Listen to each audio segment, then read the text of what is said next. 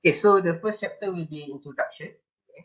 So very simple lah this chapter. Tak ada apa yang berat sangat. Okay. So by the end of the chapter, kita akan tahu about the generation of computer, the basic input output system, okay, and the modern computer. Nah lah, maksudnya kita belajar history lah. Tak ada apa semua. Okay. So overview and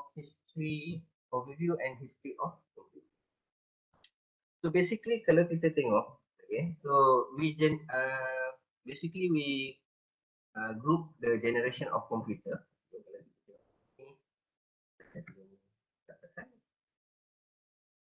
Okay.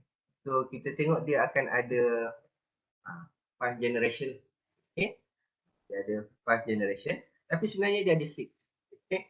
Why dia ada 6? Sebab dia start dengan generation 0. Okay. So basically generation 0 ni adalah pada masa komputer tu dia mechanical. Okay. Mechanical tu maksudnya dia apa tu orang kata ada komponen yang bergerak lah dalam tu. Dia tak ada apa orang kata dia tak menggunakan all this. Okay. Dia tak menggunakan gate logic and so on. Okay. So mechanical error ni yang paling famous sekali adalah Charles Babbage analytical engineer. Okay. Tapi dia very simple. Okay, maksudnya dia sebenarnya boleh buat tambah tolak darab bahan. Very simple calculation lah. And one at the time. Okay. Dan pada masa ni tak ada monitor lah. Okay. Ada sebab kenapa saya stresskan monitor. Okay. Tak ada monitor, tak ada keyboard and so on. Okay. So all the input and all the output, okay, dia akan keluar dekat punch card. Maksudnya you kena decode pula punch card. So macam mana kita decode punch card tu, nanti kita akan belajar lah briefly. Okay. Subjeknya semua di brief. Okay. Briefly dalam chapter 2 or chapter 3. Okay. How to decode the code info. Okay. So this is the machine. Okay. Dia sangat orang kata no lah. Siap macam yang apa ni Godfrey ni kan. Godfrey ni punya machine kan. Dia adalah manual. Okay. Maksudnya dia tak ada power supply. Mesin ni kebanyakannya adalah okay. So that's the apa ni orang kata the zero generation. Okay. So the first generation, okay, yang kita terima sebagai komputer, okay, yang for the first generation basically adalah yang menggunakan teknologi vacuum tube. Okay. Maksudnya vacuum tube tu, the first technology, dia akan nampak rupa dia macam ni.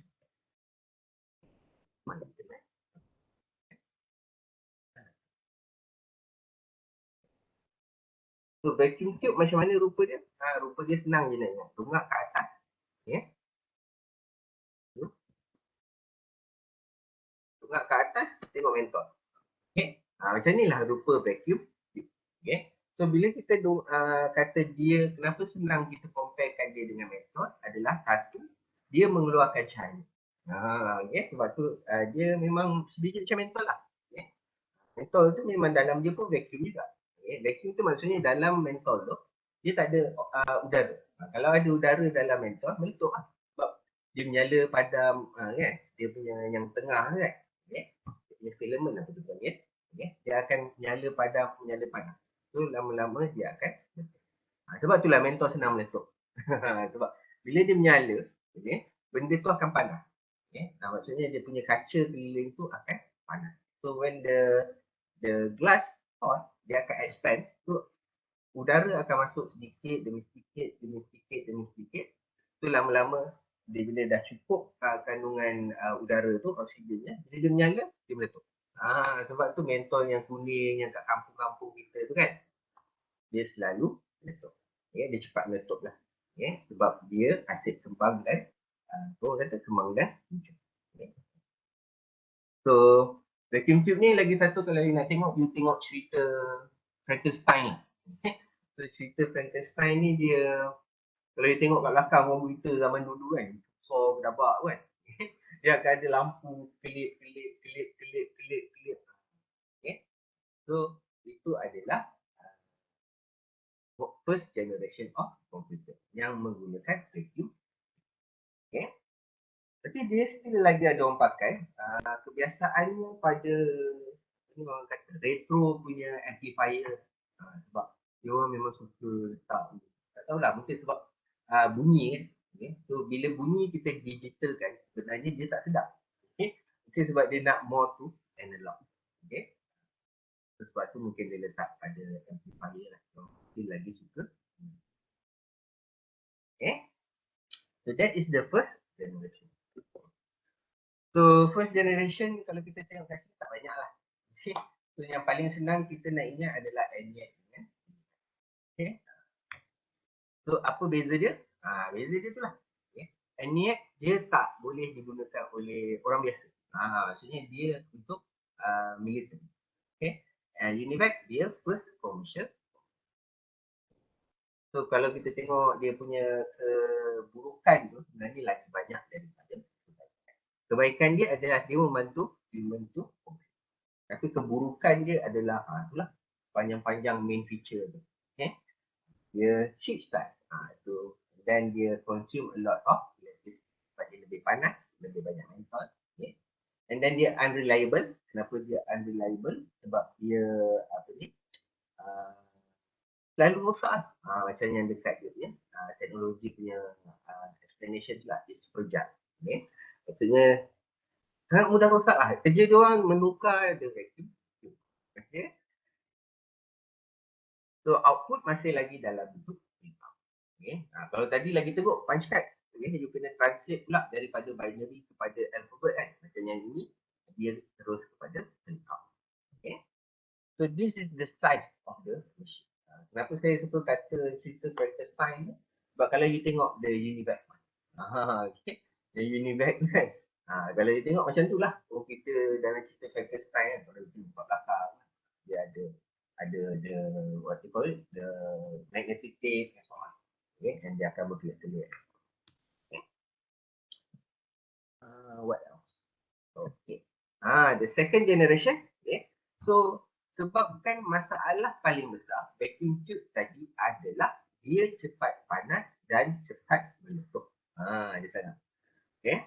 So to overcome that problem, dia kenapa ada perkembangan ni? Sebab dia nak menyelesaikan masalah. Okay. Masalah yang pertama zero generation ni memang masalah paling besar lah. Segala-galanya manual. Okay. Maksudnya dia apa ni? Manual tu maksudnya even the power supply. Okay. Kena macam orang kata macam kalkulator zaman Piramlia. Sebelum zaman Piramlia yang tekan-tekan kan. Bila you nak sum kan tu, nak jumlah kan, you kena pusing ke kalkulator. Macam buat apa tu orang kata. You making the ABC apa? Air batu campur. Bila you nak you dah tekan nombor kan, bila you nak sum kan, you kena pusing tu. Nanti dah akan form. Okay. So itu mathematical error lah. Okay. So untuk mencanggihkan diciptakan tadi vacuum tube. Okay. Tapi walaupun berjaya cipta vacuum tube ni, kita ada masalah. Masalahnya adalah dia very unreliable. Very unreliable sebab dia mentol. Kan?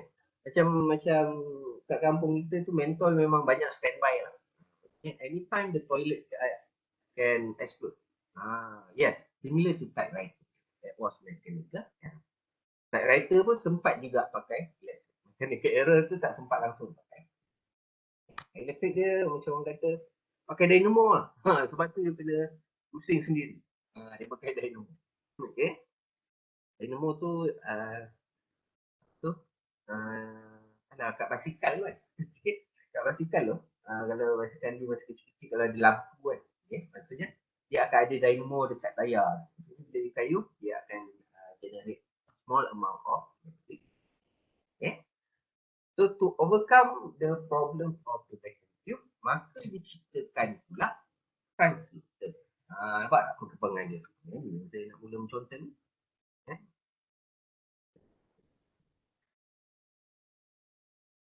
What? So tadi. So from there we move on to now we are moving to So transistor ni pula idea dia adalah, okay, transistor ni dia nak menghilangkan masalah panas tadi. Dia still panas tapi dia boleh dipegang. Itu dia. Kalau you perasan kan, kalau macam laptop kita ke, komputer kita ke, TV ke kan, benda-benda yang biasa kita pegang, handphone ke, okay. Inside the handphone, okay, there are still transistor. Sebab tu kadang-kadang handphone tu panas daripada sebab kita charge battery and still lah. Okay. So, the laptop can generate heat, everything can still generate heat. Tapi, dia punya heat tu boleh diterima. Ni kita still boleh pegang. Kalau mentol punya heat, dia tak boleh pegang. Kan? Kalau kita tengok dalam cerita, bila orang tukar mentol, kalau panas, dia akan lambung-lambungkan mentol kan. So, the transistor, dia selain daripada menyelesaikan masalah heat tadi, masalah kedua, kalau kat sini yang pertama lah. Kalau ikut yang ni kan, kita tengok yang ini, masalah dia yang jadi yang pertama. Dia multi-size. So, untuk apa ni orang kata, mengelakkan untuk menjadikan dia lebih dia kata smaller size. Okay. So dia smaller size. Dia nak menyelesaikan masalah size ni. And then baru nak menyelesaikan masalah heat. Kalau ikut susunan ni lah. Sebenarnya dia menyelesaikan semua masalah heat. Okay. So bila kita dah menyelesaikan masalah heat ni, okay, masalah haba ni, basically kita juga akan menyelesaikan masalah electricity consumption. Maksudnya bila you pakai vacuum tube tu, dia ada dua buangan, okay, extranya. Itu buangan apa kita panggil, dia punya pollution yang dia produce. Okay. Satu heat, dua light. Okay. So sebab tu dia pakai power yang lebih. So bila kita move on to transistor, kita hanya menghasilkan heat. Tapi heat tu pun dah kurang daripada the previous one. So light langsung kita tak hasilkan. So sebab tu kita lah mereka. So kejayaannya adalah menyelesaikan masalah yang besar ni. Okay. So selain daripada tu, kenapa berlaku perkembangan ni, macam biasalah. Okay. The idea of improvement is to make it everything. Okay. So yang lain masih lagi. Maksudnya dari segi size tu, kalau kita tengok, sebenarnya dia tak lari jauh.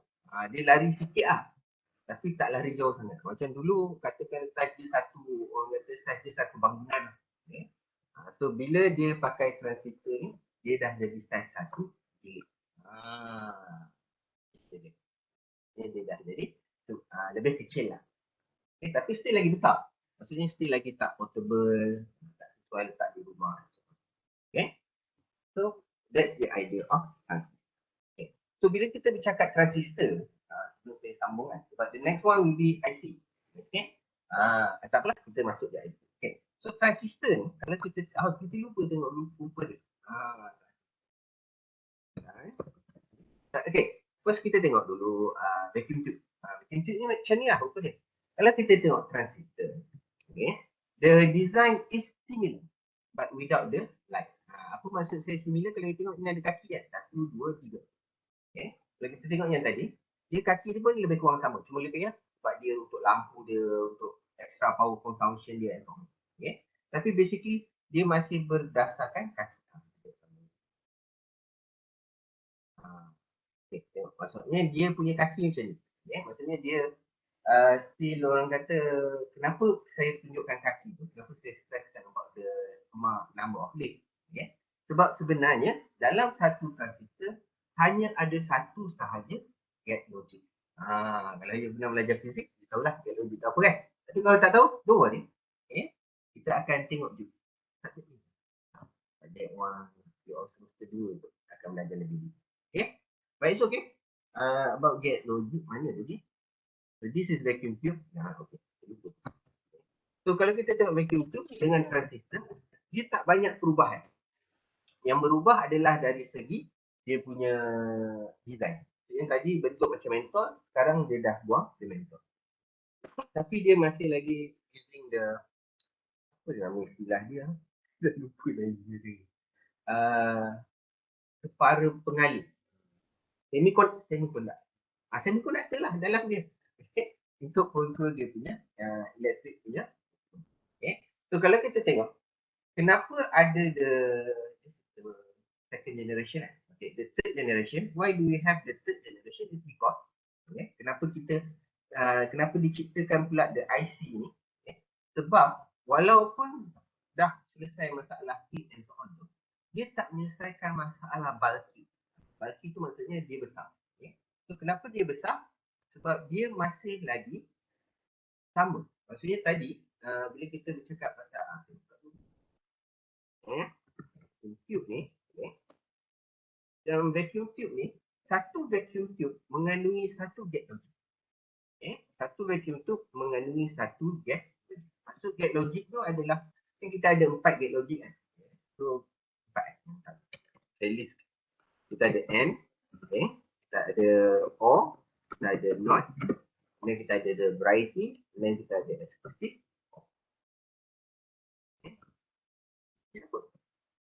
Okay. No. Ini je apa? Kita ada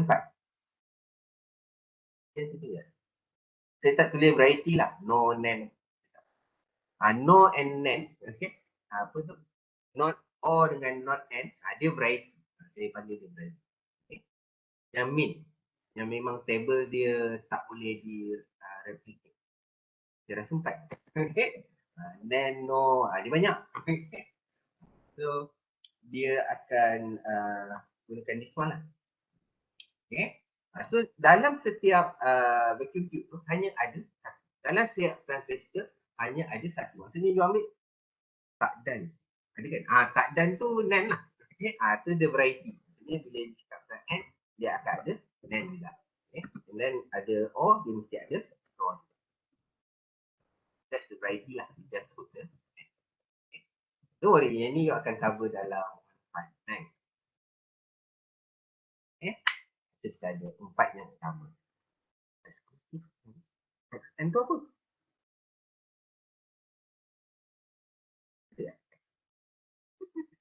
Tak sure lah. Saya ajar. N go kat depan. Not N. Itu telefon. N ni. Okay. Okay. Itu tadi transistor. Okay. Transistor dengan vacuum tube kan. Persamaan dia itu. Persamaan transistor dengan vacuum tube ni walaupun dia menyelesaikan certain masalah. Vacuum tube dengan transistor maksudnya dalam satu vacuum tube, dalam satu transistor hanya ada salah satu daripada ini. Maksudnya kalau you nak buat variety tu, tak kena ada 2. Okay. So maksudnya dia kena ada N and then baru dia notkan the result. Ataupun dia kena ada O and then dia notkan. That's why the size is still very bulky. Okay. So untuk mengurangkan masalah bulky, menjadikan dia lebih kecil, maka diciptakan teknologi yang okay. So, teknologi yang ketiga ni kita panggil sebagai interconnected.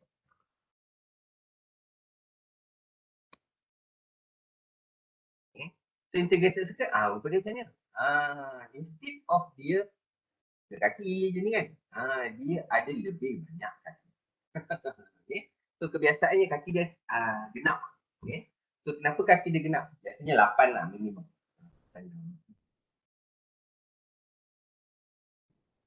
7 sebelah. Okay. Itu yang paling kecil, 7 sebelah. So kenapa ada 7 sebelah? Okay.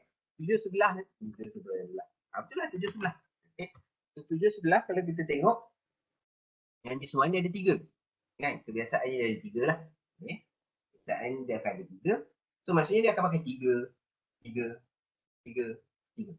So 7 darab 2, 14.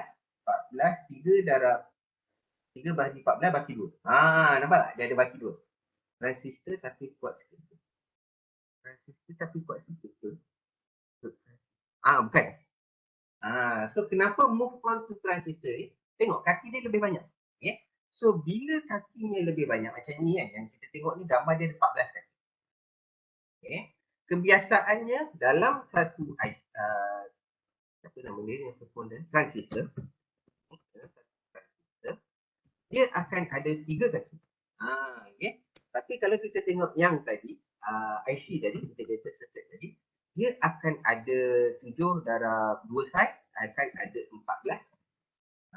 Nampak? Beza dia. So, bila ada 14 kaki ni, maksudnya, kalau kita bahagikan dengan 3, okay? So, kita akan dapat jawapannya sama. 4. Maksudnya dalam satu IC tu, akan ada 4 transistor.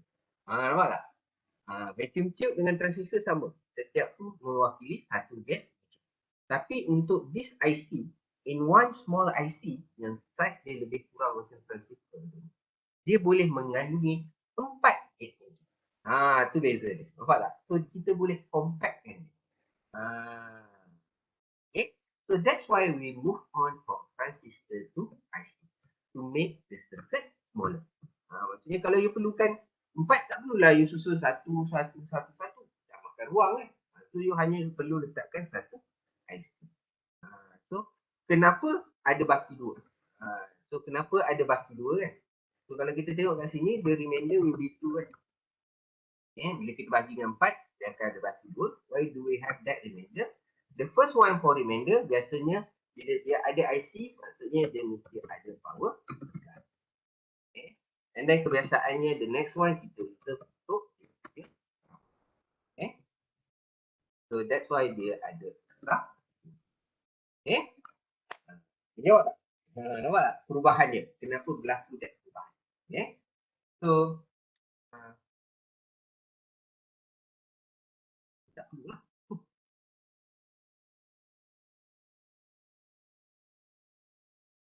Okay.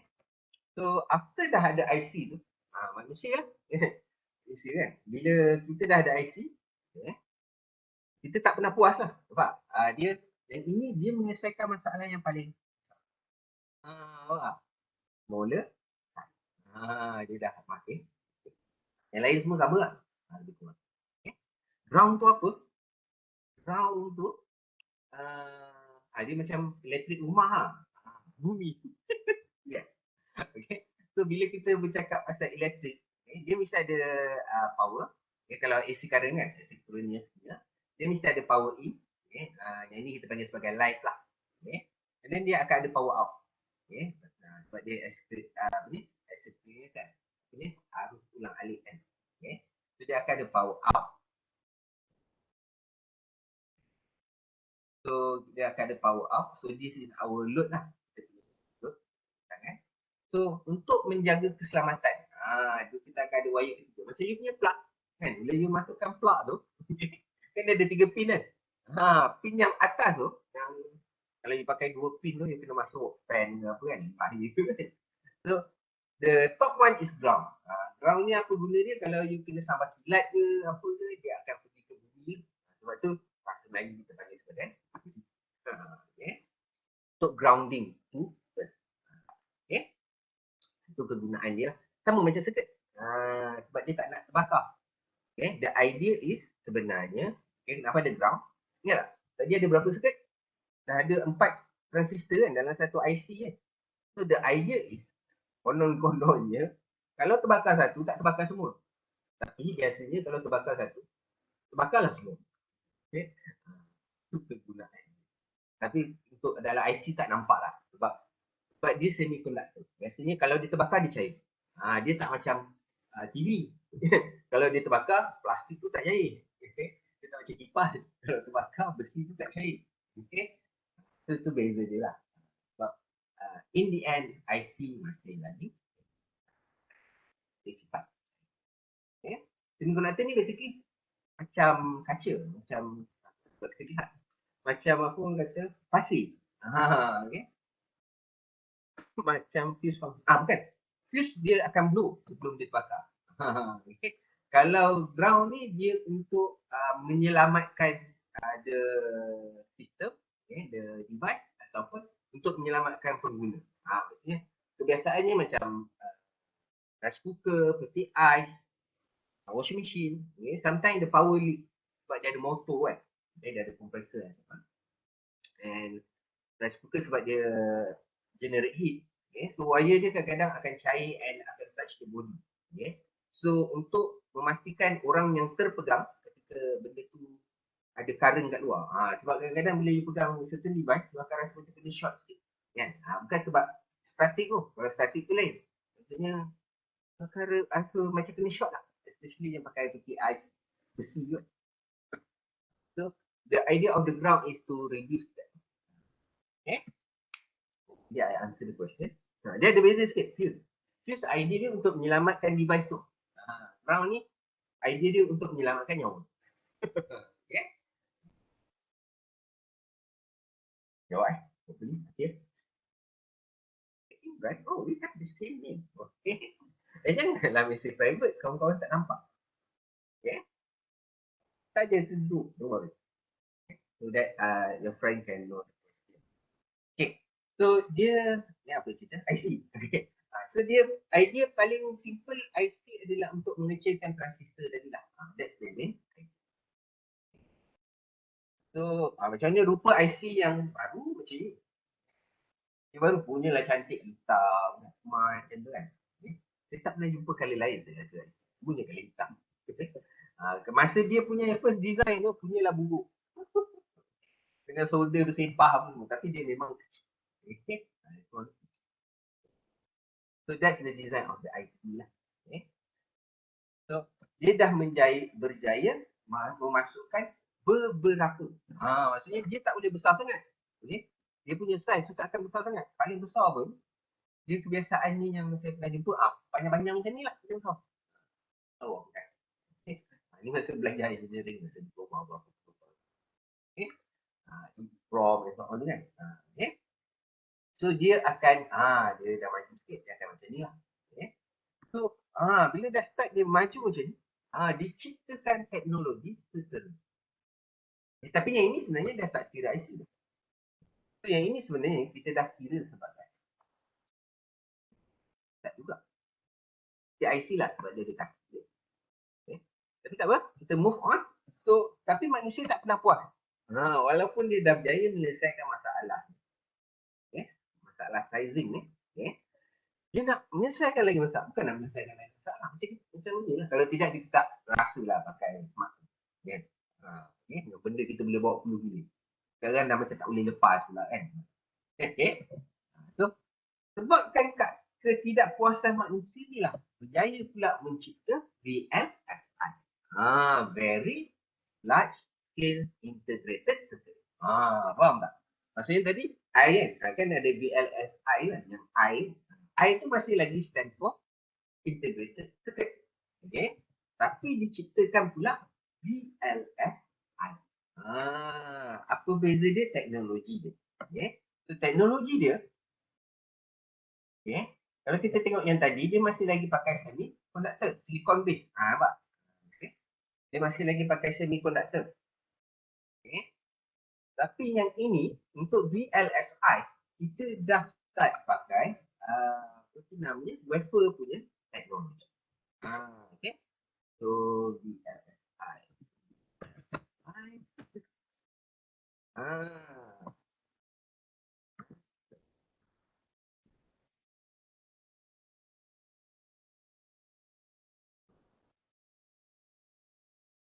What? Okay. Nampak tak? Okay. Okay. Baju COVID ni, orang dah pakai sebelum COVID. Okay. So, kat mana kita pakai baju-baju COVID?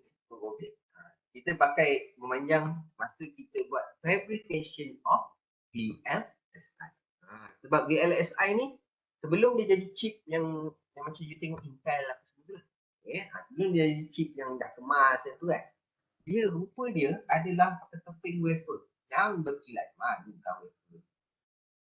Ini pula gambar.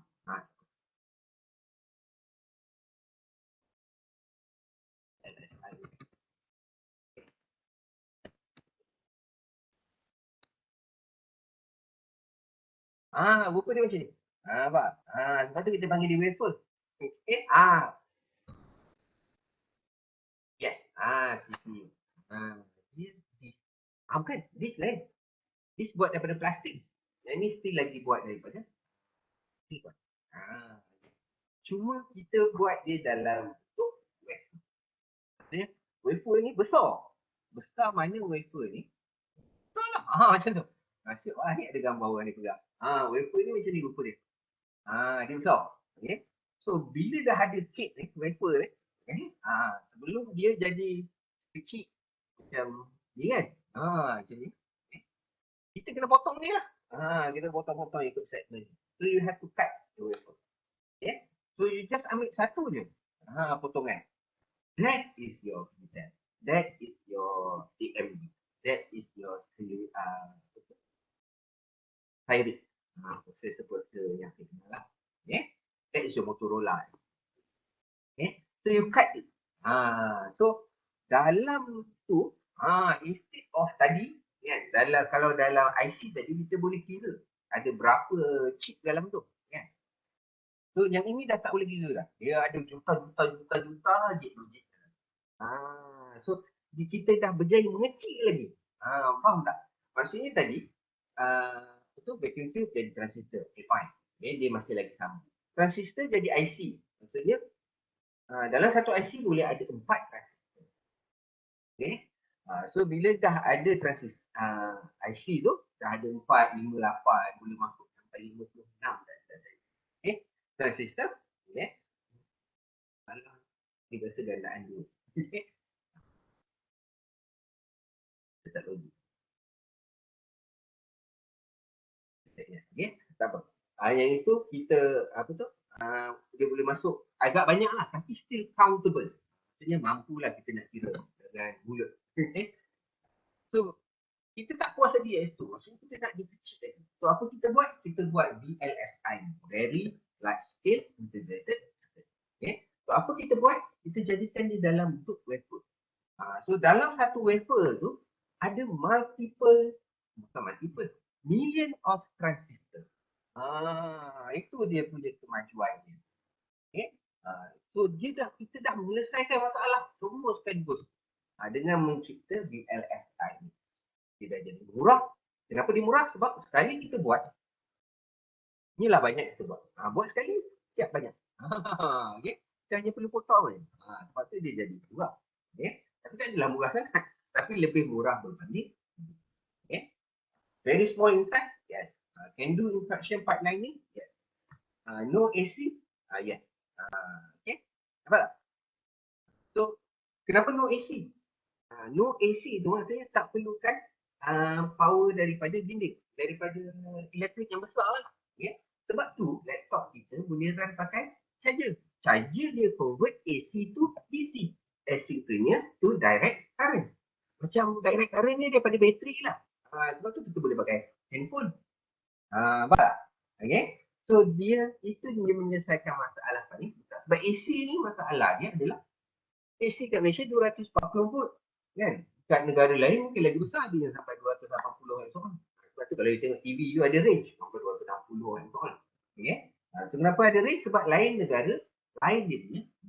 Kat Malaysia, kita punya power supply yang datang daripada KNB tu biasanya 240 volt ke 250. Okay. Ada negara dia sampai 280 and so on. Okay. So takkan you nak letak 240 volt dalam poket? Itu dia menyelesaikan masalah yang ini. Dia membenarkan penggunaan direct current.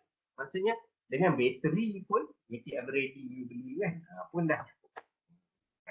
Tapi sekejap je lah dia boleh run kan. Tapi maksudnya it is possible. Walaupun the duration is very small. Sebab tu kita tak pakai bateri apa tu namanya ever ready ke apa semua dalam phone, dalam laptop kita. Boleh run tapi sangat sekejap. Okay. Okay. Tapi lah. Kenapa walaupun ni dah nampak perfect kan? Kita dah tengok, perfect dah ni. Maksudnya dah kecil. Maksudnya this is the time dah keluar lah. Tak keluar pula gambar ni. Okay. This is the time dah keluar. Okay. This is the time dah keluar PC lah orang kata. Okay. Dah keluar apa ni orang kata portable computer ni yang memang boleh letak kat rumah. Walaupun rupa dia bubuk lah. Okay. Green screen and so on. Okay. Tapi this is the time. This is the time Apple come with Tiara apa nama ni. Yang mahal lah, yang one set punya komputer zaman dulu, masa zaman tak ada mouse. Okay. Ini nama dia. Tiara apa? So, dia produk yang ada frame lah. sebab dia terlalu makan. Okay. Okay. So kenapa ada yang fifth generation? Okay. So kenapa ada yang fifth generation ni? Okay. Walaupun dah cantik fourth generation ni apa semua kan. Tapi manusia dia suka explore. How further can we go? Okay. So walaupun kita dah berjaya, maksudnya kita dah berjaya menghasilkan chip processor Intel and so on ni, apa yang kita boleh improve? Itu soalannya sekarang. So untuk menjawab persoalan tu, kita kena tengok so, kenapa ada pula yang terakhir ni? Okay. Ada saya tunjuk ni. Ni kot. Okay. Kenapa ada yang terakhir? Kita tunjuklah yang terakhir ni kan. Ultra large scale integrated circuit. Kalau tadi very kita Google dia punya ni. Kalau istilah dia VLSI. Very large scale integrated circuit kan. Very large scale integrated circuit. Okay. So terakhir ni nama penuhnya VLSI. Ultra large scale.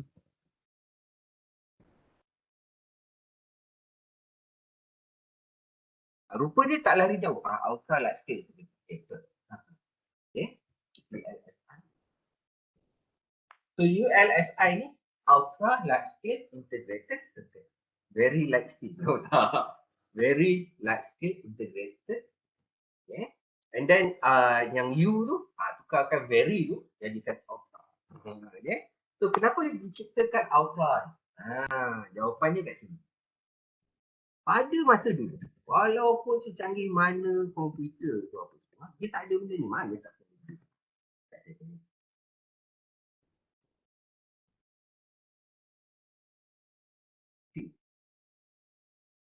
Okay. Very large scale integrated circuit ni, dia hanya menjadikan dalam satu VLSI ni, dalam satu prosesor lah. Dalam satu chip prosesor tu kan, yang panggil betul. Dia ada million of transistor dalam tu.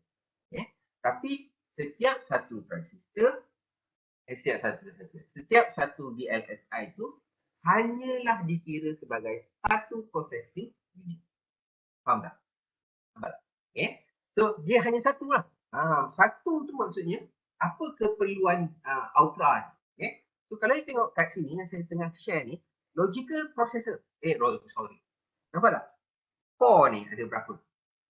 Core ni ada 2. Itulah kebagusan ultra. So kalau VLSI tadi, in one VLSI, yes, it allow for multiple core. Nampak tak? So perkembangannya macam tu. Itu conclusion dia. Nampak? So kita start dengan vacuum tube. Okay, vacuum tube ni satu gate logic. Dia sebenarnya cerita dia nak cerita gate logic. Okay? Satu gate logic. Vacuum tube. Masalah paling besar, cepat rosak. Sebab panas dan so on, pakai power banyak. Maka diciptakan pengganti dia, transistor. So dia lebih reliable. So selesai banyak masalah. Tapi tak menyelesaikan masalah size. Kan? So diciptakan seterusnya IC. Maksudnya dalam satu IC ada multiple transistor. Dalam satu IC ada multiple gate logic. Okay? Tapi still lagi tak cukup kecil. Maka diciptakan VLSI. Maksudnya kita boleh cipta the whole CPU dalam satu chip. Sebab we can incorporate million of transistor. Tapi hanya masih lagi satu CPU. Ultra ni dia membenarkan multiple core. Nampak? Kan you beli dual core, quad core and so on tu kan. Kalau you mampu belilah 8 core ni. Okay? So dengan teknologi ultra ni, dia membenarkan multiple core teknologi. Itulah yang kita nak sekarang. Tapi saya tak pernah buat. Okay. Maka dia ciptakan lagi lah. Banyak lagi vector komputer and so on. Yang itu semua out of topic lah. Kita lalu F1. Okay. Tapi manusia tak pernah puas sebab tu kita cerita lagi macam-macam. Dah ada semua ni kan, dah ada chip yang orang kata you beli je satu CPU tu selesai segala masalah, ada multiple core, multi million of transistor and so on. Kan? Cipta pula quantum computing, grid computing, cluster computing and so on. Tapi tak apa, nanti kita cipta. Ada super komputer lah and so on. Sebab selaju mana pun kita cipta komputer ni, dia tak pernah cukup laju untuk itu. Sebab yang paling laju untuk proses dalam dunia ni adalah otak kita. So, it will never be our brain. Maksudnya, dia takkan macam you, walaupun you kira lambat, tapi you dah tahu you nak kira. Faham tak? Kita nak komputer ni, apa orang kata, sebelum kita tahu kita nak kira, dia dah kira. Macam tu tak? Maksudnya, kita nak kerja esok, semalam dah siap kerja. Itu yang kita nak komputer buat. Macam dalam kepala otak kita lah. Kita bukannya, kita nak kerja esok, kita dah siap-siap plan semalam kan. Macam tu lah kita nak komputer esok. Komputer takkan pernah dapat beat manusia lah. It's good lah. Okay. Sebab dengan the eagerness of human being to improve kan. So kita dapatlah all this sampai you dapat you punya input. Okay. Sebab sebenarnya kita cuba melawan otak kita. So insyaAllah this technology will keep improving. Okay. Sebab kenapa? Itu semua nanti kita tengok di belakang. Teknologi. Okay. Chapter D ke chapter 2, chapter 3. Okay. So that conclude our introduction. Baru cerita yang pertama. Dah makan berapa jam. Okay. Hopefully you understand. Okay. Ada soalan setakat ni? Okay. So senang nak ingat kita ada 6 generation. Okay. 6 generation, 0 ni kadang-kadang orang tak ambil kira. Kenapa orang tak ambil kira? Sebabnya saya cerita lagi.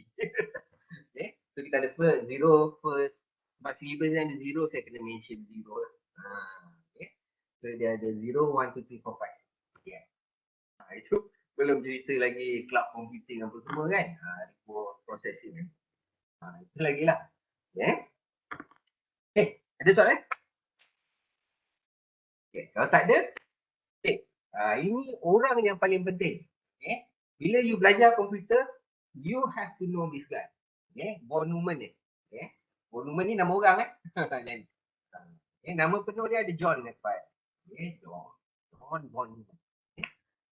Kalau you belajar komputer, you tak kenal dia ni, something wrong. Okay. So hopefully, selesai masalah pertama. Orang sebut dia John Von Neumann, you kenal. Apa kaitan dia dalam hidup kita. Bila you join CS110 ni, John Von Neumann ni, you kena anggap dia macam you punya great grandfather. Okay. Without him, tak ada lah. Okay. So, kenapa pentingnya John Von Neumann ni? Ni cerita dia lah. Okay. Dia part of this guy yang tadi. Ni tak gambar. This is the guy. Okay. That is John Von Neumann. Inilah atuk kita untuk komputer. Okay. So, why this guy is so important to us? Dia very close to our heart. Okay. Yang ni sumbangan dia lah. Yang paling penting, kenapa kita kena kenal jadi, sebab dia memperkenalkan this one. Short program concept. Okay. John Von Neumann ni, dia yang mencipta, dia yang mendefinekan the short program. Okay. So, kenapa the short program concept ni very important? Okay. Sebab dia mengistilahkan the main principle. So, basically, this is the short program concept adalah this one. Okay. Yang tengah ni, the short program. This is John Von Neumann punya architecture. Okay. In any computer, dia mendefinekan komputer.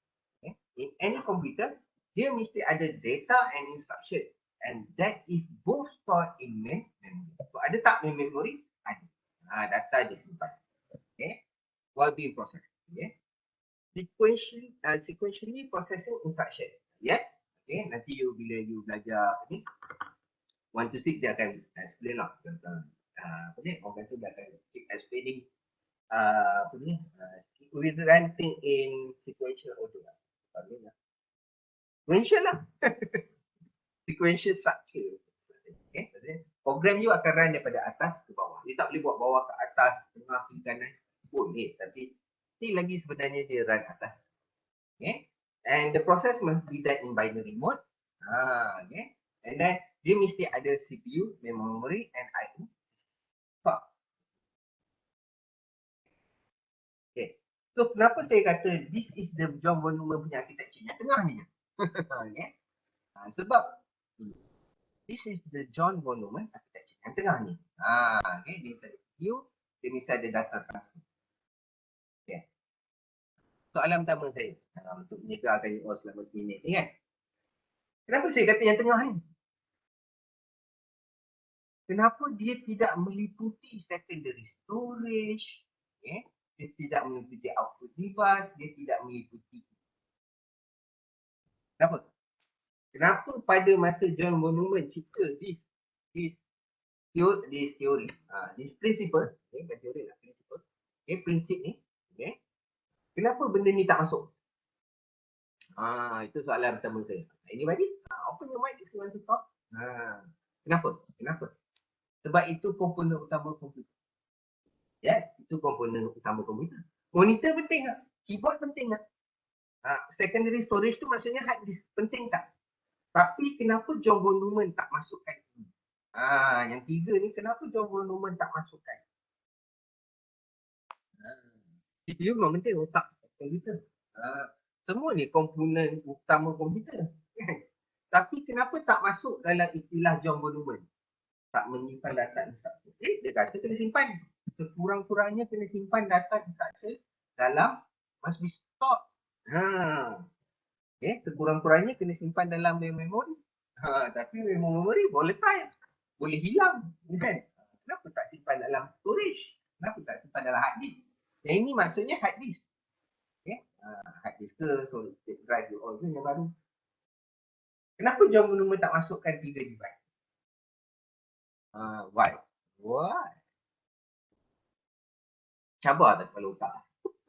Kenapa? I surrender. Okay. So kenapa dia tak masukkan? Sebab kita tengoklah gambar dia. Pada zaman dia, ada ke keyboard? Pada zaman dia, ada ke monitor? Tak ada. Nampak tak? Sebab tu dia tak terfikir. Dia pun tak terfikir. Zaman dia tak ada lagi. The keyboard, the monitor, the printer and so on. Semua tak ada. Nampak tak? Sebab tu dia tak ada istilah dia. Sebab tu saya katakan hanya yang, apa ni orang kata? Hanya yang ini sahaja the real John von Neumann architecture. The real John von Neumann short program. Tapi yang ini pun kita terima. Yang ini orang tambah. Saya rasa si pada mati orang tambah. Okay. Yang ini the extended version of John von Neumann architecture ini kita tambah berdasarkan peredaran zaman. So kenapa dia tak masukkan hard disk drive walaupun dia kata kena store data? Sebab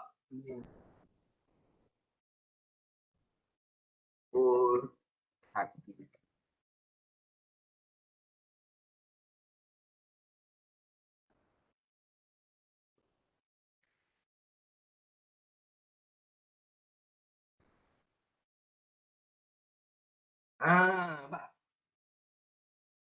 Ni pada tahun saya tak tahu. Pada zaman ni lah. Nampak tak? So hard disk ni 10 megabyte je. Bukan 10 gigabyte pun. Bukan 10 tera ke. 10 megabyte. Telah dicipta hanya pada tahun okay. Tak sempat lah. Kalau ada lah dalam Islam ni. Dia beritahu dulu. Okay, kurang peti sebut. Ayat dia. Ni. You remember. Dia Google lah. Okay. In this it was the tahun je. So this is the size of that time. Okay. 10 megabyte. Okay. Harga lebih kurang $3,000.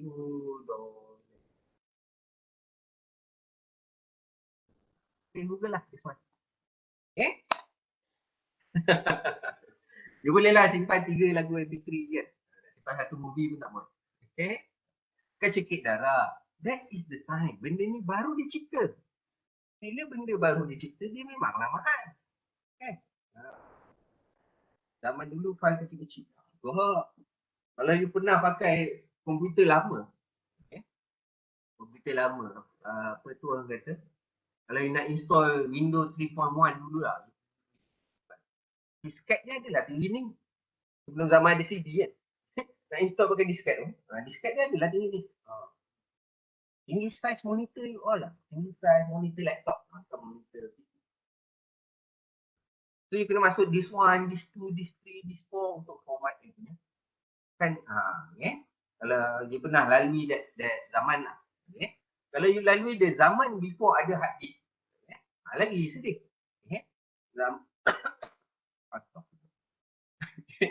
Apa namanya? Zaman sebelum ada hard disk.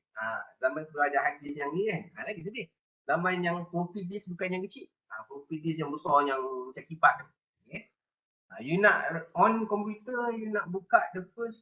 Zaman tu tak ada window pun. You nak masuk DOS tu, you kena masuk satu floppy. Okay? So that's why kita kena balik. Kita tahu. Okay? So this is the actual John Monument. This is the extended. Okay? So yang kedua, okay? So you dah tahu apa itu stock program concept, apa itu.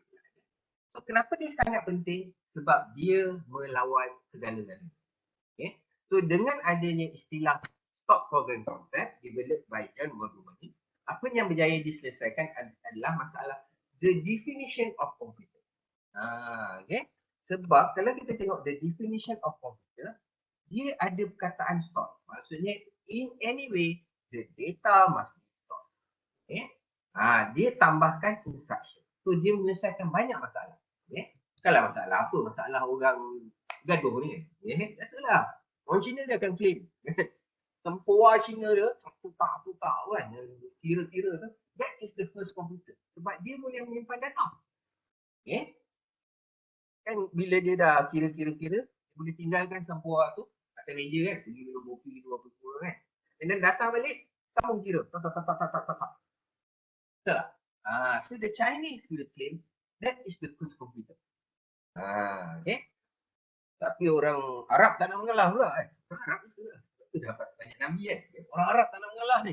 We have the first computer. Daripada zaman dulu lagi. Kan? Waktu zaman Piramli. Kalau kita tengok Piramli, apa namanya? Ahmad Albab. Dia tengah jaga kambing kan.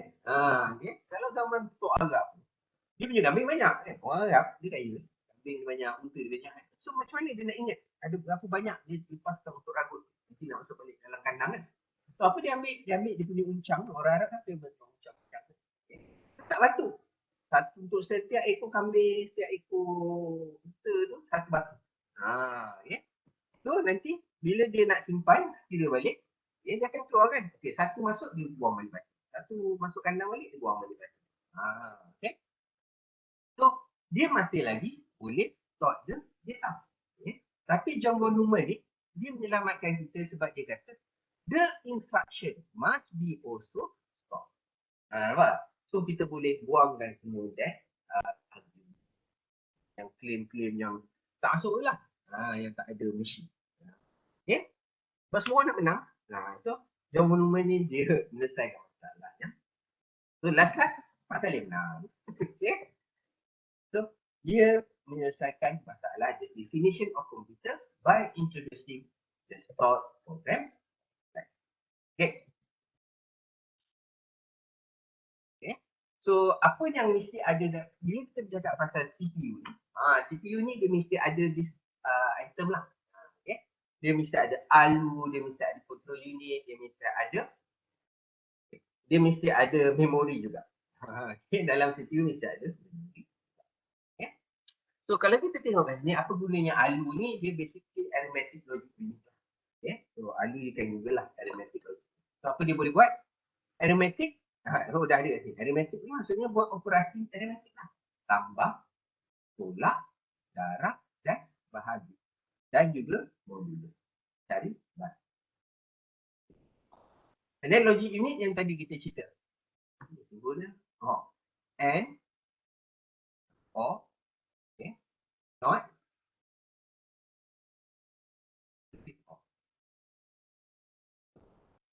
tambah. Okay, so itu yang akan kena ada di dalam setiap ALU. So ALU ni lah yang membuat operasi tambah tolak bahagi modulus lagi boleh buat and or not and so on. Okay. So control unit apa guna dia? Control unit is very simple. Dia adalah otak untuk mengarah. Dia akan memberi instruction. Okay, take this data from your RAM. Take this data. The data is not inside your RAM. So get it from your hard disk. The data is not in your hard disk. Try to look into USB drive. Okay. Ask user for the data and so on. So itu gunanya CU, control unit. Dia memberi instruction kepada dia yang apa ni orang kata yang menjadi pemikir lah. Pemikir dari segi instruction. ALU tadi pemikir dari segi CU ni planner dia lah. So CU ni sebenarnya lagi tinggi daripada ALU. Sebab kalau tanpa CU, macam mana nak bagi arahan? Buat operasi tambah. Okay. So don't worry, you akan tengok lebih detail about this one nanti dalam next week. Okay. So yang ini semua yang extended version lah. Okay. Sebab zaman dia tak ada. Tapi kita masukkan dia juga dalam. Okay. So main memory, kalau ikutkan zaman dulu pun tak ada main memory. Main memory yang ada pada zaman dulu adalah main memory yang ada di dalam CPU. Dalam CPU tu ada main memory dia. Tapi kita tak panggil dia sebagai main memory. Okay. Dalam CPU kita akan panggil memori dalam CPU sebagai register and apa lagi? And this one. Nampak tak? Ada perkataan kat bawah ni. Caca. Okay. Cache. Okay. So ada cache level 1, level 2 and level 3. So kat mana cache-cache ni berada? Saya tak ingat susunan dia. Tapi setiap level tu berada pada tempat yang berlain. Okay.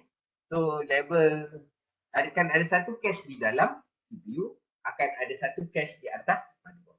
Dan akan ada satu cache di antara kedua. Sebab tu ada level 1, level 2, level 3. Okay. Sebenarnya saya tak ingat. Okay. And then yang lain samalah. Okay. So bus. Kenapa kita panggil dia bus line? Why do we call this thing bus line?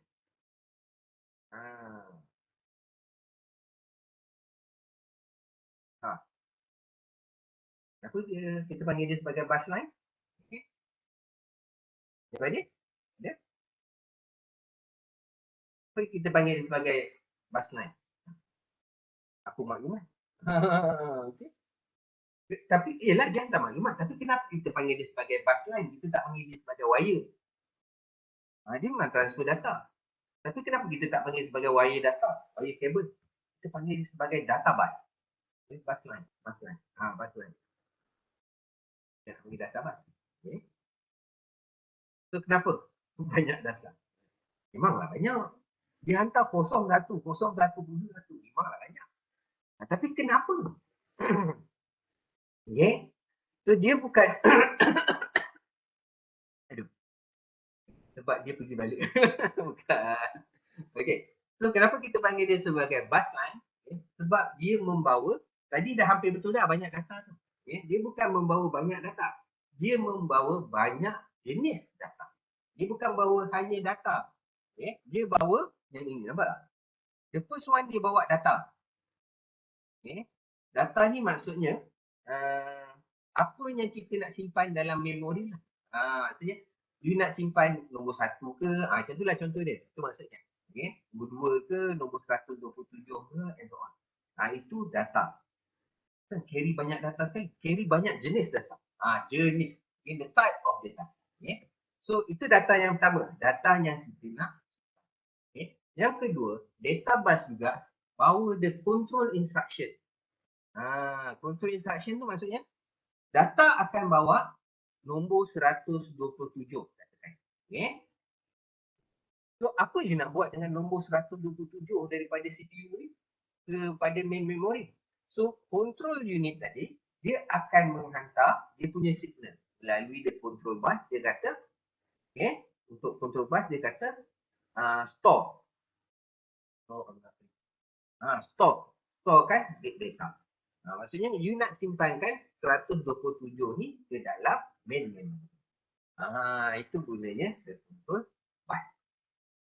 Yes, ada 3 jenis data. Ada orang kata ada 4 lah masuk power. Yang ketiga saya tak ingat apa. Anyone can help me?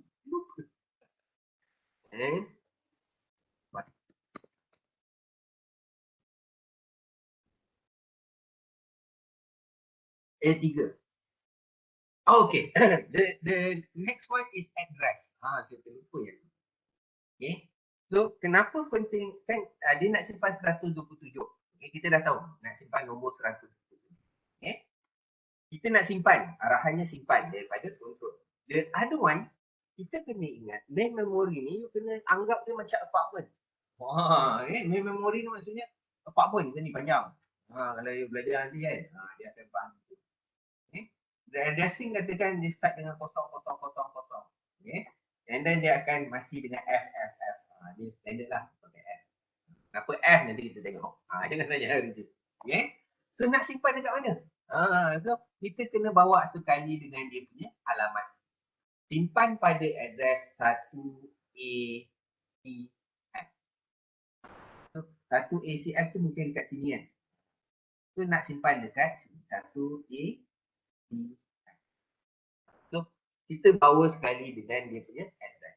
Dia sama macam postman nak hantar barang lah. Postman nak hantar barang. Apa barang dia? Surat. Hantar pada siapa? Kena ada alamat. Kena ada 3 benda. Faham? So, that's why we call it data. Okay. Ada juga yang kata termasuk the power. Okay. Tapi power depend on type of device. Kalau macam hard disk, kita bawa power dengan kabel yang lain. Tak ingat. CD-ROM lain. Itu saja. Okay. So, kita kena tengok lah. Okay. So, untuk lajukan data, kita pakai SATA kabel. Okay. So, ini apa yang berlaku lah. So, ni apa yang berlaku dengan function. Ni boleh baca. Dia sebenarnya tak ada pun. Dia macam dia ada cycle tau. So saya ajar nanti dah boleh ajar. Dalam orang final you kena belajar nak. Okey lah saya introducekan je lah.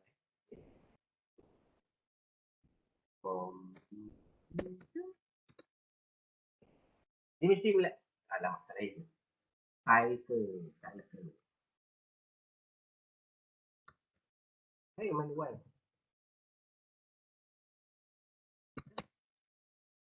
Okay. So dalam instruction cycle of computer ni, dia mesti melalui this one. Okay. Dia mesti melalui this one. The first one is fetch lah. Okay. Kita mesti dapatkan data. Okay, the instruction cycle So dia akan benda ni maksudnya dia akan melalui database lah. So database akan bagi tahu. Database CPU. Anything we start from CPU. CPU pula biasanya dia akan start daripada control unit. Control unit akan bagi tahu. Ambil data. Sebab tu nama dia fetch. Okay. Fetch instruction. Ambil data daripada main memory pada alamat sekian. Okay. So dia akan ambil lah data. Tu nama dia fetch instruction. Okay. So apa maksud decode the instruction? Bila you fetch the instruction, okay, dia dah ambil data tu. Dan bila you giving the instruction, dia akan dalam bentuk yang sangat panjang. Okay, so you have to decode lah. Yang mana yang instruction, yang mana yang address, yang mana yang okay. And then baru you akan ambil daripada main memory tu, okay. Baru read the address from the memory. Maksudnya ambil data daripada main. Okay. So you dah ambil data tu, baru you hantar balik kepada data tu you akan simpan decode tu macam susunan data. Yes. Okay. Sebab kalau you tengok instruction komputer ni, dia panjang. Okay.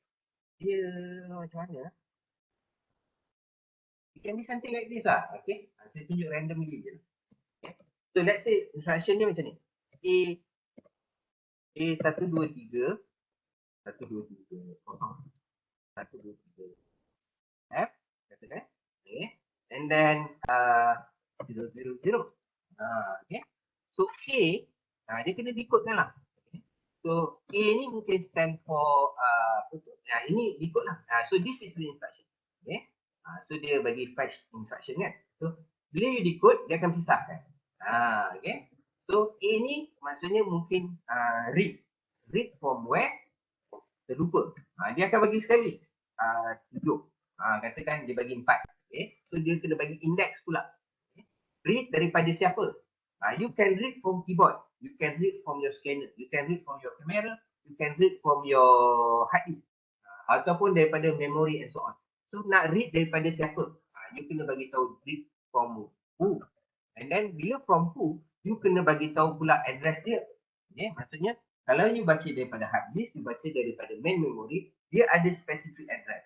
Kalau you baca daripada kamera, you takkan ada this value. This value mungkin jadi 0. So you have to know. So that's why we need to decode the fetch instruction. Baru nak ambil data. Inilah susah. Tapi benda ni komputer buat dalam berapa saat? Dalam dia jawab sendiri berapa saat? Dia bahagilah. Okay. So you nak tahu dalam berapa saat, dia kena achieve. Okay.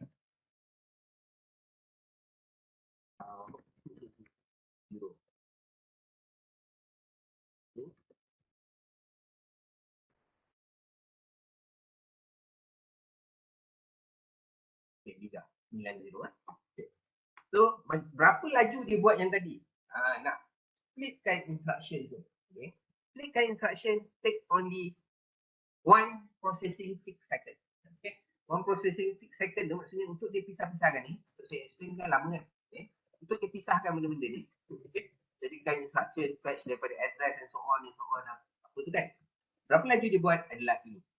Okay. So macam ni kita nak tahu, kita tengoklah dia punya prosesor berapa. Katakan dia punya prosesor 2 GB. Ya. 1 bahagi dengan 290. Dia kata 90 aja. Okay, 2 GB. Okay, so berapa laju dia kira? Tak. Itulah dia. Sama dengan 0.00000000005. Itulah kelajuan dia. Splitkan the fetch. In every computer, for every tick, bukan every computer lah, untuk yang kelajuan 2 GB punya processor, inilah kelajuan dia punya satu tick computer time. Maksudnya untuk dia buat satu simple instruction, inilah kelajuan. Okay? Faham tak? Sebab tu you tak terasa, walaupun terasa juga. Kadang-kadang macam lama kan, dia nak ambil data semua kan. Okay? Tapi sebenarnya dia dah berusaha sebaik mungkin. Dia berjaya melakukannya dalam masa kosong. Okay? Saya pun tak tahu saya nak pun. Okay? So itulah cara kita nak tahu macam mana. Okay?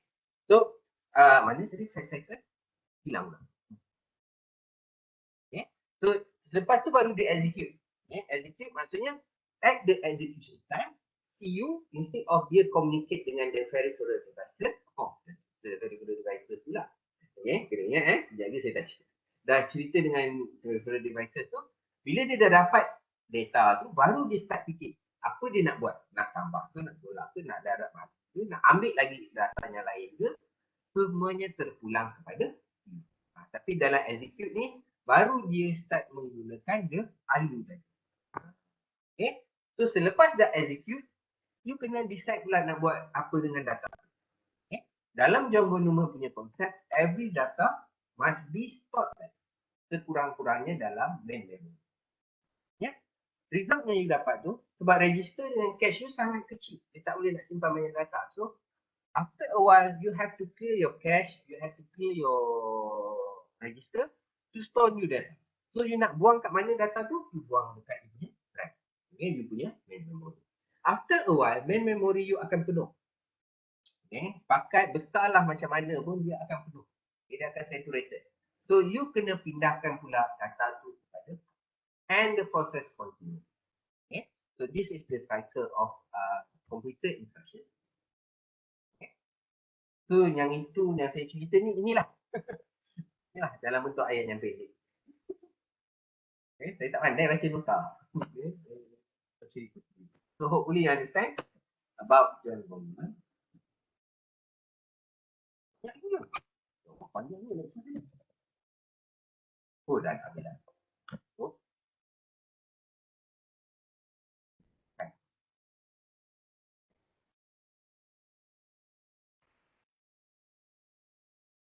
Ya, okay. Itu tu saya look at. Okay. So, okay, John Von Neumann. Ada soalan pasal John Von Neumann? So, you kena ingat nama John Von Neumann. Okay. Apa penting dia? Stop program. Okay.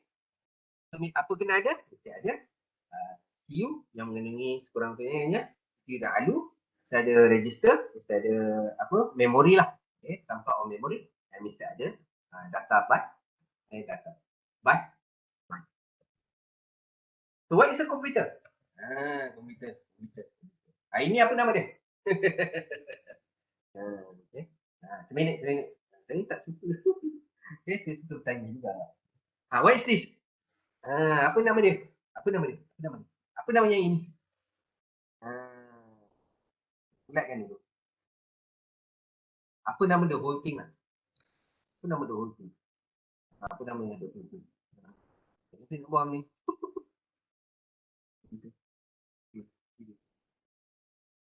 Oh, cantik. Apa nama the whole thing? Desktop. Desktop. Ini bukan desktop pun nama dia. Jauh. Desktop maksudnya kan ini nama dia tower case. Sebab dia tegak. Ini desktop maksudnya untuk hanya sistem untuk saya dah nak terjawab tadi. Okay? Hanya untuk yang kalau dia terbaring di atas meja. Itu desktop. Kalau dia tegak kita panggil dia sebagai tower. Okay? Oh, komputer komponen. Oh. Habis tu kalau you pakai laptop, panggil laptop. Apa nama general benda ni? General komputer. Buat. Next. Nama. Ya. Adalah. Okay. Nama keseluruhan benda ni. Mesin. Mesin tu baik. Kata mesin photostat. Mesin. Okay. So, nama benda ni. Keseluruhan. Kita panggil. Sebelum kita keseluruhan lah. Saya tanya yang kecil ni dulu. Ini apa nama dia? Yang kecil dulu. Apa nama dia? You. Wish. Okay. Lagi seorang. Lagi. PC. Yang kecil ni pun nama PC juga. Yang besar PC. Yang kecil PC. Desktop PC. Yang kecil ni PC. Okay. Yang tu tak PC pun. CPU tahu. Total. Wow. Dah bila dah totalnya. Okay. Yang kecil ni. Nampak tak? Susah tak nak jawab? Hadis di dalam dia. CPU. Kalau ini CPU. Nak buat apalah Intel tampal dekat luar tu. Kalau dia tengok kat sini kan. Kalau dia tak ada kan lah. Kita dapat masuk lab USM kan. Bawa pakai laptop. Kan. Dia akan nampak ada stiker tu Intel Inside. Intel tu CPU-nya. Ini profesor. Tu bahasa Melayunya. Tak? Dia pun tak tahu nak panggil apa. Desktop tower. Desktop, saya dah beritahu tadi. Desktop dengan tower tu adalah nama casing. Style you letakkan dia. Kalau you letak dia menegak, kita panggil sebagai tower. Kalau kita letak dia secara melintang, kita panggil dia sebagai desktop. Okay? Habis lagi prosesor. Prosesor dengan CPU is the same thing. Otak power. Pula penat jadi kipas lah. Okay? No problem. Okay, so yang ini. Yang benda hitam ni, nampak? Casing hardware. Tapi dah siap isi. Casing, kalau dia kosong, kalau you beli yang, you nak buat you punya custom setup kan, you beli yang sama ada tower casing ataupun desktop casing. Itu casing. Kosong. Tak ada motherboard apa semua. Okay? Tapi bila dah isi motherboard apa semua, dah masuk. Dah masuk motherboard. Kan? So bila dah masuk motherboard,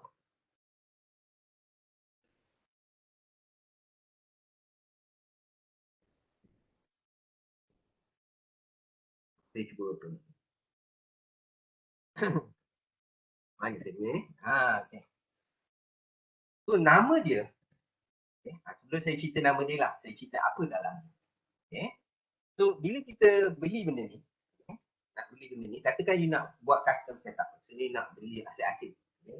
So the first thing that you need to build this complete device, Saya panggil device tu kan. Okay, so you kena beli motherboard. Okay, ada. Okay, so motherboard macam ni lah. Okay. So, where's the motherboard? Alamak, I bayar pula. Okay, this is our motherboard. Okay. Mobo tu apa? Basic. Dah hampir-hampir tu, basic unit tu. Dah hampir-hampir. Okay. Okay, so you beli motherboard. Bila you beli motherboard, okay, motherboard ni kosong. Okay. Kalau you tengok dekat sini,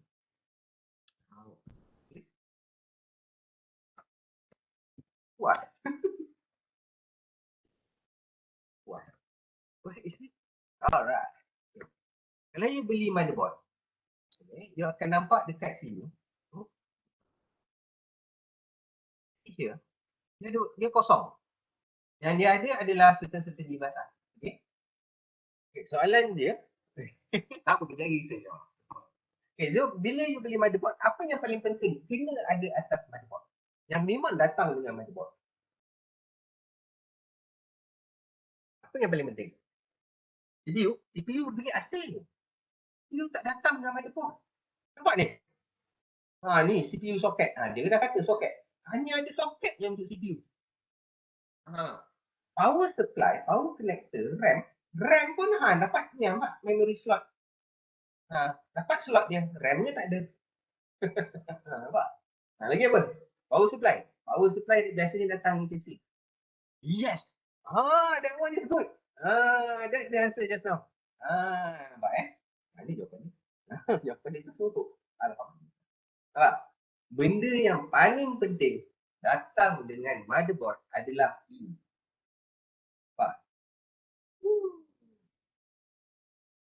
Bateri yang dicuri daripada jam tangan.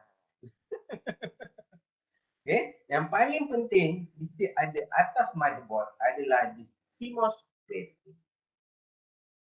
Okay.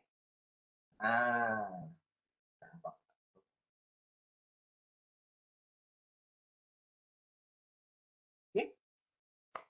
So CMOS battery ni paling penting. So apa kegunaan CMOS battery? Kenapa kita sangat penting? CMOS battery ni memastikan komputer you tak jadi macam komputer dekat sekolah. Okay.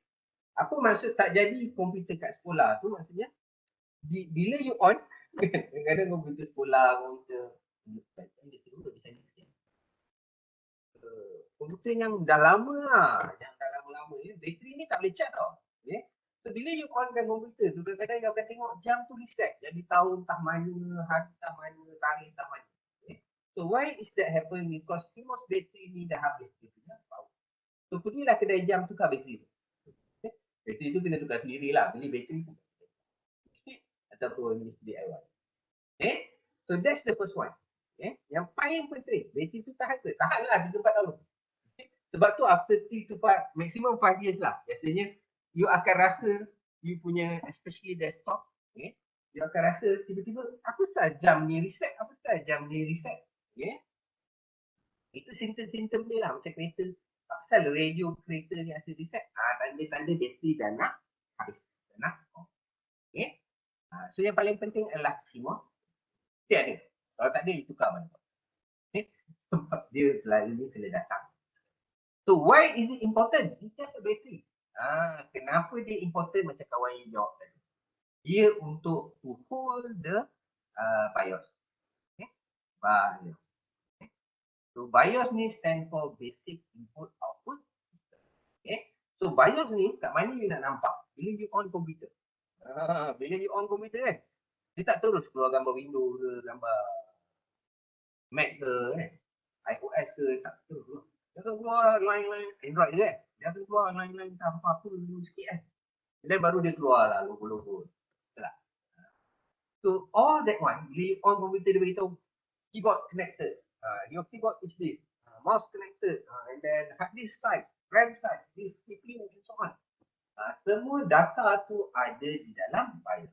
Sebab tu basic input output system. Dia bagi tahu apa basic device yang kita punya whole system dia. Okay? Kita nak beritahu nama dia lagi. Okay? Dah tersebut. Okay. So Itu yang paling penting kena ada. Selain daripada segala port, slot and ni lah. Okay. Kita ada port, kita ada slot, kita ada public operation semua ni. Okay. Lagi you kena ada ni ada slot untuk DJ card and so on. Okay. So nampak tak? Yang paling penting lah. CPU you kena beli asing. Okay. RAM pun you kena beli asing. So CPU dan RAM berada di atas motherboard di dalam you punya CPU. Okay. Katakanlah dah lengkap. You dah connectkan you punya CPU, RAM apa semua kan. Okay. And then you dah masukkan dalam you punya casing tadi. Tahu casing ke, desktop casing ke, laptop punya casing ke, apa tu dekat you punya motherboard kan. Okay. You dah siap. Kena. Okay. So nama benda ni tadi. Mana dia? This one. Nama benda ini sahaja kita panggil sebagai sistem. Sistem. It's just a system. Anda tahu sistem ini? Tadi tak ada jawab. Kita dah jawab terlepas. Okay. Okay.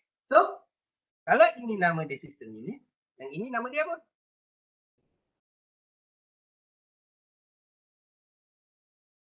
Tadi je saya bulatkan semua sekali. Ini.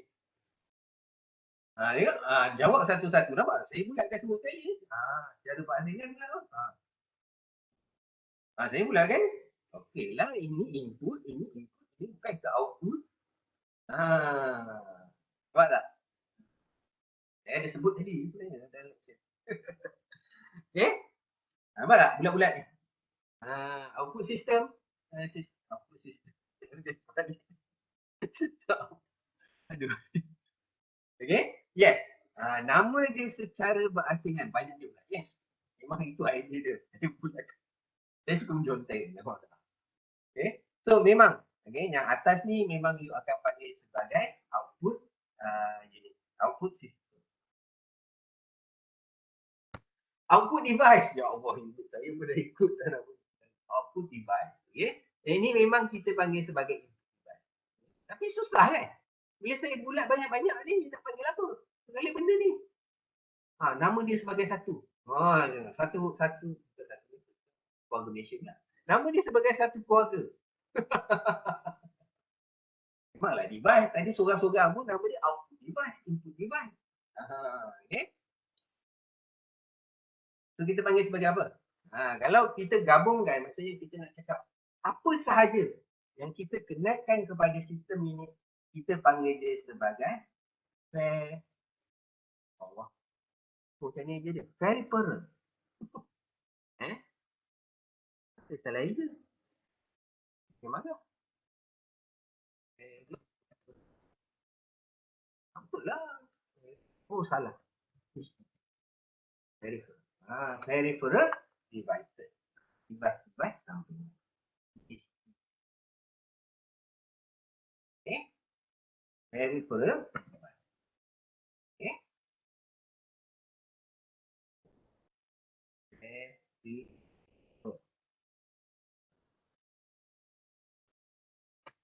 So, bila dah ada sistem Unity, tak padam. Tukar kali, saya tukar kali. Color. Okay, kita dah ada sistem unit, dan kita dah ada peripheral device. So, dua ni bergabung, dia menjadi, apa nama dia tak akhir? Bila kita dah gabungkan, nampak? So, you can set up. Adam betul. Apa jadi bila dia bergabung? PC setup. Tak ada habis. Desktop lagi. Desktop dah bagi tahu dia hanya casing tadi. PC setup. Lagi apa? Komputer. Belum lagi. Jauh lagi. iPhone device tadi. Saya guna device. iPhone input output. Apa nama penuh dia? Bila dua ni kita gabungkan. Satu slide pun saya boleh cerita lama-lama. Macam mana nak ambil chapter 1 ni. Kalau tak sempat kita sambung. Tawakkal je lah. Okay. Common desktop. Itu tak baik tau. Kopi tajuk. Plagiat. Ben John Paul. Okay. So nama dia, okay, bila kita dah gabungkan macam ni semua, ready tak nama dia? Nama dia menyakitkan hati sikit. Okay, nama dia kita panggil sebagai D, U, N, D. Dam terminal. Yes, dam terminal. Okay. Terminal bengong. Sebab pada masa ini, dia masih lagi bengong. Okay. Dia masih dia. Sebab kalau you just siap pasang apa semua, bila you on komputer apa jadi? Dia akan kalau macam tu, dia tahu you on sharp tu. Nama dia memang dam terminal. Okay. Kenapa dia dam? Masa kami program. Okay, tak apa, don't worry. Sekejap lagi saya menjawab soalan. Okay. So, kenapa dia dam terminal? Sebab dia memang dam. Okay. Kenapa kita panggil dia sebagai dam terminal? Sebab bila you dah siap pasang, kata you baru beli. Okay. Kata beli siap sekalipun. You pasanglah tang-tang kan. Connect power supply apa semua kan. Okay. You on you punya komputer. Apa jadi? Dia keluar yang BIOS tadi. Yes, that's the answer. Nampak? Dia keluar BIOS apa semua tu kan. And then dia stop. Okay. Dia akan bagi tahu hard disk detect, keyboard detect apa semua. Dia stop. Kenapa dia stop? Sebab you didn't complete the equation. You hanya siap set up the dump terminal. You tak masukkan dia punya software. Okay. So what the first thing to make your dump terminal into a computer? What type of software? Software ni kita kena discuss lah. What type the software? Tadi yes, sudah dapat pun. Dah tak terasa dump sangat kan? Okay. So sekarang you ada hardware kan? You must install the software. So, software apa yang you kena install? To make your dump terminal become a smart. Mana nak jadikan dia bijak? Macam mana nak menjadi, kalau dah ada software, dia tak jadi dump ke? Yes, dia tak jadi dump. Yes, nampak tak? You jawab banyak. Ada iOS, OS. Yes, jawapan dia adalah buang dia. Jangan jawab dengan Windows. Okay? Sebab kita ada banyak operating system. Okay? So nama dia biasanya kita panggil sebagai system software. Okay? Ataupun operating system. Okay? So it can be Android, yes. It can be Windows, it can be iOS, it can be Unix, it can be Linux, it can be Unix, it can be Linux, it can be kita cakap pasal Linux, you ada banyak. Fedora, you ada Ubuntu, you ada Red Hat. Okay? So operating system kita ada multiple type, daripada yang free sampai yang mahal. Okay? So when you install the system software, okay, you make the dump terminal become a smarter terminal. Kenapa saya panggil smarter? Sebab dia tak cukup bijak. Okay. So, okay, sebelum kita masuk ke the next software yang kena install, di samping, okay, di samping you install system software, you must also install the okay, you must also install the utility program. Okay. Kenapa kita panggil dia sebagai sistem software? Sebab kita ada multiple type of operating system. Yang tadilah limit kita. Okay. So selain daripada operating system, you juga kena install utility program. Okay. So utility program ni kat mana you nak nampak biasaannya yang keluar panjang-panjang pada jam. Okay. Dekat jam kat bawah you punya komputer tu, you akan ada jam kan. So you akan dapat tengok ada banyak utility system, utility program kan. Yang untuk VGA card, untuk graphic card, sound card, untuk segala-gala ni. Okay, so that is type of utility program lah. Apa sahaja program-program sampingan to make your computer smart. Okay, to make your computer a little bit smart. Okay, just a little bit. Sebab sekarang bila you dah install you punya system software, barulah dia boleh membantu, barulah dia tahu, oh, aku ada tangan, ada kaki, boleh buat ini. Tapi boleh tak dia bantu you buat kerja? Itu soalannya sekarang. By installing system software, can the computer, okay, sekarang kita dah boleh panggil komputer, can the computer help you to do your work? Boleh tak? Lepas tu saya kata a little bit smarter. Tak cukup smarter. Okay? Boleh tak dia membantu you buat kerja?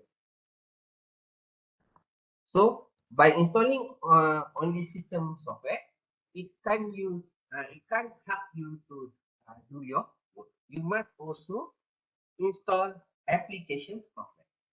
Application software ni maksudnya macam kalau you nak buat kerja lah. Kan? Macam you nak masuk tadi login. You kena install apa nama ni? Kita pakai apa? Webex. Kan? Baru you boleh pakai. Walaupun smartphone you punya laptop, semua desktop dah canggih kan. Nak pakai Webex tadi, you kena install the application. Baru dia boleh tolong you untuk buat kita punya kelas. So untuk saya present slide ni, saya kena buka pula. Baru dia boleh tolong saya buat kerja yang saya nak. Baik, itu beza dia. Antara sistem software dengan application. System software to help the dumb terminal. Application software to help human to do yeah. Okay, itu beza dia. Baik. So by having all this, dan jawab lah. Okay. So kita dengan menginstalkan software, barulah kita dapat yang bijak. By installing application software, barulah komputer tu boleh tolong pula kita buat. Okay. So ini ulang tadi lah. Cuma dia tambah communication. Okay. And then what else? So internet pula, apa, kan dia ada tambahan dia. Lepas tu dia tambah communication. Ini pun barulah. Around 90. Baru kita start ke internet ni kan. Okay. So apa kegunaan dia? Untuk connectkan all the nodes. Empat minit. Okay. Okay. Type of computer. So kita ada kategorikan dia kepada 4 lah. Okay. So superkomputer ni, okay, kita takkan dapat superkomputer ni kalau you tengok, dia tak lari jauh dengan mainframe. Okay. Dengan mid-range. Tak nampak beza sangat. Tapi macam ni kita nak bezakan superkomputer ni, okay, pada zaman dulu, okay, superkomputer ni dia full unit. Okay. Maksudnya satu rosak, semua rosak. Okay. Rupa dia masih lagi macam ni. Tapi masalahnya zaman dulu, dia connected. Everybody is connected to everyone. Okay. Maksudnya dia bukan node yang berasingan lah. Maksudnya satu rosak. Okay. So, to improve that, maka diciptakan superkomputer berdasarkan the concept of grid computing ataupun cluster computer. Okay. So, apa dia buat adalah dia gabungkan. Rupa dia takkan lari jauh. Dia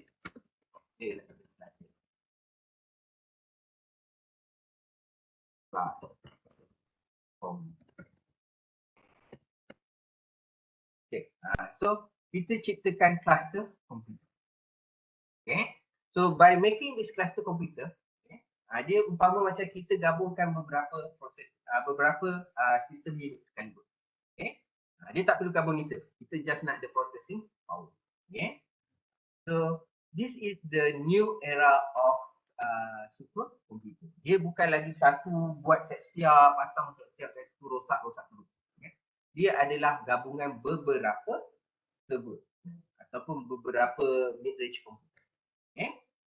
So macam mana rupa dia? Rupa dia takkan lari jauh lah. So nak tengok macam mana? You boleh go to top 500. Rupa. Okay. So kat sini sebenarnya apa website ni buat? Dia adalah dia rankan lah untuk superkomputer yang ada kat dunia ni. Okay. So untuk semesta ni, adakah masih pun? No? Tak keluar pula. Okay. So rupa dia masih lagi sama macam dalam slide tadi lah. Dia masih lagi bentuk macam ni, cuma the teknologi. Okay. Kebanyakan superkomputer ni dia menggunakan the idea of cluster computer and combination of grid computer. Okay. Oh, dah nak keluar. Nanti you go lah to this website. And then what else? Okay, superkomputer. Okay. So you kena ingat superkomputer ni umpama komputer paling laju. Okay. And then after superkomputer, kita ada mainframe. Okay. So mainframe ni, okay, you kena ingat dia punya target tak selaju superkomputer. Superkomputer more to research, more to simulation. Okay. Mainframe ni biasanya kita nak dia laju, tapi tak adalah nak laju dia. Okay. So mainframe ni kenapa kita masih sebut? Sebab masih lagi digunakan oleh banking industry, banking and insurance. Okay. So bank dengan insurance banyak gunakan mainframe. Sebab diorang nak komputernya laju, tapi diorang tak nak spend dekat super.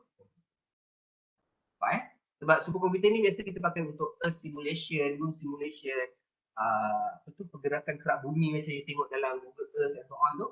That's all is done using supercomputer. Okay. So mainframe kita nak similar to supercomputer, tapi dia tak selaju itu dan tak sempurna. So yang ini biasanya digunakan dalam industri yang melibatkan duit. Insurans dan bank lah yang masih.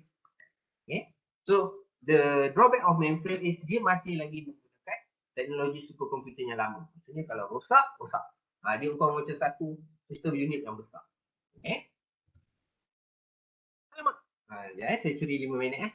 Okay. So mid-range computer basically kita talk about server lah. Okay. Macam you masuk www.uitm.edu.my kan. Dia ada satu server dekat UiTM, Shah Alam. Tapi server sebenarnya dia ada dekat server. Okay. So, kalau down Shah Alam, down lah server. Okay. Tak boleh lah connect ke database dekat server. Okay. So mid-range computer ni kebanyakannya kita gunakan sebagai server. Yang www.utype tu, kalau company dia ada server sendiri, sama ada intranet dia ataupun internet dia lah. Okay. So server ni dia agak laju, dia laju berbanding PC lah, tapi tak selaju mainframe.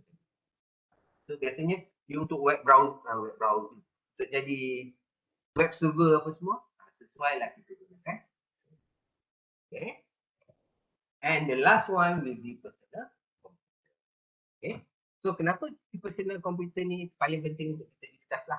Okay. So personal computer ni adalah untuk kegunaan peribadi. Nampak? Personal computer can be in any form. Dia boleh jadi dalam bentuk tower casing, okay, PC yang tower casing, ataupun boleh jadi desktop kalau dibalikkan. It can come in as what is it called it? Dalam bentuk laptop. Dia boleh datang dalam bentuk phone, sekarang dalam bentuk jam ataupun tablet. Okay. So this all, sebab tu kalau kita nak bagi nama satu. So to conclude this, sebab itulah you all diperkenalkan dengan nama tadi apa? Last one? Jawab kita habis kelas. Apa nama dia? Yang ini generally nama dia sebelum dia jadi smart tadi, apa nama dia? Masa dia single unit tadi, this one. Yang apa nama dia? Untuk kemudahan, dalam terminal dah besar. Okay. Tak yang ini je. Ini. Sebab you kena ingat di dalam sistem ini. Okay. So by that we end our session. Sorry, saya ambil extra minit. Okay. So any question? So at least you learn something, kan? Okay. So sorry for taking extra time. So attendant mana? Attendant tidak lagi saya WhatsApp. Okay. Kita pakai Google Form. Okay. So jadi saya letak kat WhatsApp lah. Sebab kelas kita combine. Kalau saya letak kat sini, saya takut you all tercreate group yang lain. Okay. Saya try lah kat WhatsApp. Okay. So sorry for the time I took from you. The extra time I take. 2 minit 48 saat. Kita genapkan 30 minit. 3 minit. So, Assalamualaikum and thank you very much. Okay? See you on Wednesday. Thank you, sir. Jangan lupa isi suku. Okay, welcome. Jangan lupa exit entrance ya. Thank you, sir. Okay. Welcome. Thank you, sir. Thank you, sir. Thank you, sir. Thank you, sir.